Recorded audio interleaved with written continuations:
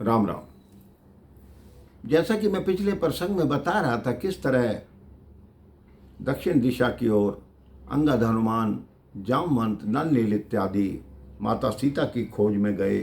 चलते चलते सबका बुरा हाल था। भूख प्यास से सब व्याकुल हो रहे थे। समय भी समाप्त होने वाला था, क्योंकि सबको 1 माह की अवधि दी गई थी। हनुमान जी ने कहा, ऐसे तो विलंब हो जाएगा, सब भूख प्यास से व्याकुल हो, क्या किया जाए। हनुमान जी ने एक पर्वत के ऊपर चढ़कर देखा कि एक ऐसी गुफा है जिसमें पक्षी आ जा रहे हैं। तो हनुमान जी ने कहा, पक्षी उसी गुफा में आते जाते हैं जिसमें भोजन और जल की व्यवस्था हो। सब उस कंदरा में, उस गुफा में प्रवेश करने जाते हैं। हनुमान जी कह रहे हैं, सावधान होकर इस गुफा में जाना, हो सकता है कोई माया जाल हो। सब उस गुफा में जाते हैं, देखते हैं कि जल के झरने बह रहे हैं, सुंदर तालाब हैं, स्वर्ण और चांदी के फल लटक रहे हैं, मीठे फल भी पड़े हैं। जैसे ही कुछ खाने को था, हनुमान जी कहते हैं, ठहर जाओ, ऐसे मत खाओ, बिना किसी की अनुमति के हमें कहीं से भी कुछ नहीं लेना चाहिए, और हमें नहीं पता कि इस जल में क्या है और इन फलों में क्या है। हनुमान जी कहते हैं, इस गुफा से बाहर निकलने का मार्ग देखो।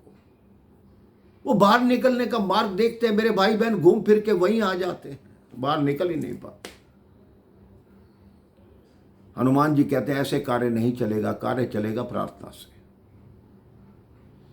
उन्होंने प्रार्थना की कि इस गुफा का स्वामी जो भी है, कृपया हमें अवगत कराएं कि हम इस गुफा से बाहर कैसे जाएंगे।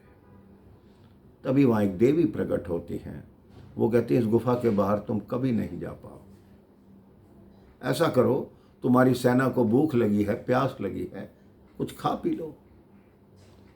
उनके वानर सैनिक फिर बढ़ते हैं। हनुमान जी कहते हैं, ठहरो। कहती, क्यों मना करते हो, उनको खाने दो।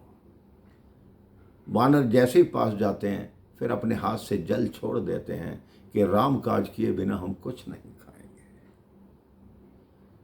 तब वो देवी कहती हैं, तुम कौन हो।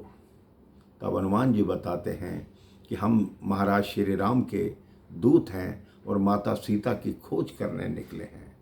तब वो देवी बोलते हैं, तुम हनुमान हो। उन्होंने कहा, जी मैं हनुमान हूँ। हनुमान जी ने पूछा कि आप कौन हैं और ये वाटिका किसकी है। तो उस देवी ने कहा, ये वाटिका इंद्रपुत्री हेमा की है, मेरा नाम स्वयं प्रभा है, मैं यहाँ की रक्षा करती हूँ। मुझे बताया गया था कि त्रेता युग में प्रभु श्री राम के दूत यहाँ पर आएंगे, तभी मेरी समाधि खुलेगी।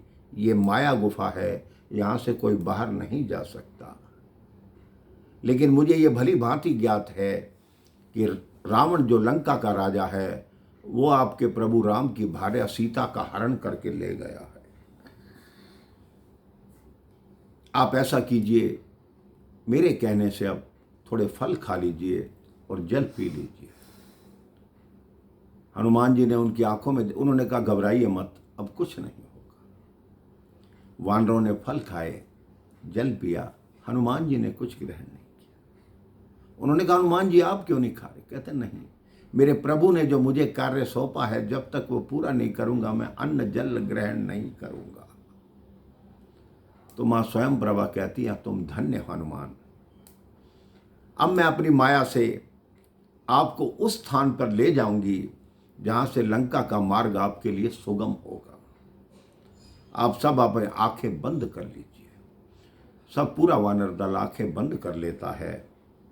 स्वयं प्रभा उनको अपनी माया से सागर के तट पर ले आती है। कहते हैं, एक स्थान से निकाल के आपने हमें दूसरे स्थान पर छोड़ दिया, ये तो बताइए कि लंका है कहां पर।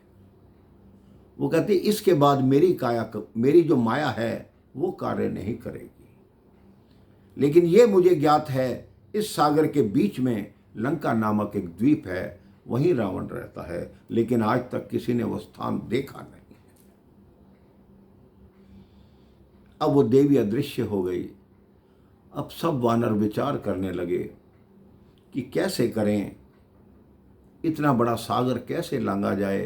हनुमान जी को कहा आप अपना रूप बढ़ाइए और देखिए कहीं लंका दिखाई दे रही है।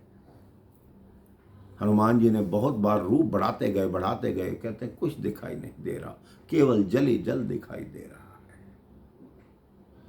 अब सबके मन में शंका हो गई कि हम भगवान का कार्य नहीं कर सकते। इसके पश्चात उन्होंने क्या विचार किया और क्या योजना बनी, इसके विषय में मैं आपको अगले प्रसंग में बताऊंगा। राम राम, जय श्री राम।